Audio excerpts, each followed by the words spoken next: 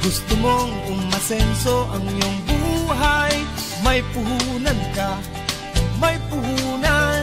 May puhunan.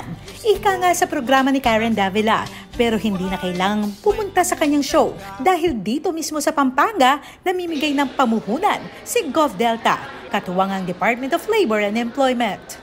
Pwede na kayo mag-start. Sabihin ko, ang Gov, dagdagan yung pamangan, itadalo ulit ang negosyo.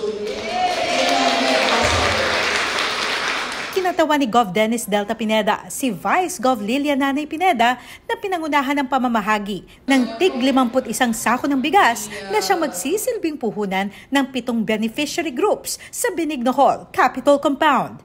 Bawat grupo ay may 10 miyembro ng mga solo parent at mga indigent residents mula sa bayan ng Santa Ana, Bacolor, Sasmuan, Candaba, Guagua, San Simon at Florida Blanca. Kumbaga sa Kapampangan, ating keng kulkulan na masanting panakitan para kay kami at mga kasaop kami rin kaya kaming kabaryo. Dakal salamat! Sa ilalim ng Integrated Livelihood and Emergency Employment Program ng DOLE at ng Kapitolyo, makakapagpatayo ng negosyong nakabatay sa komunidad ang mga benepisyaryo tulad ng bigasan sa barangay. Caregiving, check. Housekeeping, check. Electrical installation and maintenance, check. Domestic refrigeration and air conditioning, check. Call center operations, check.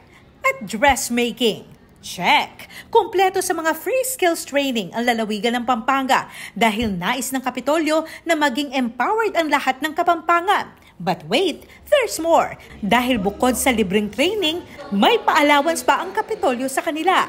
#Sana all. Sobrang laking tulong po nito na para dagdag pambili ng pagkain po, ulam, and then sa mga parang pambawi din po dun sa mga nagastos namin sa nung nakaraang training po. Bawat trainee ay tumanggap ng 3,000 pesos na allowance matapos ang 20 araw hanggang 6 na buwang course training. Ayon kay Vice Gov Nanay, ang mga inisyatibong ito ay patunay ng patuloy na pagsisikap ng Administrasyong Pineda na palakasin ang mga miyembro ng komunidad sa pamamagitan ng pagpapaunlad ng kanilang mga kasanayan at oportunidad sa ekonomiya. #Dito lang yan sa Pampanga.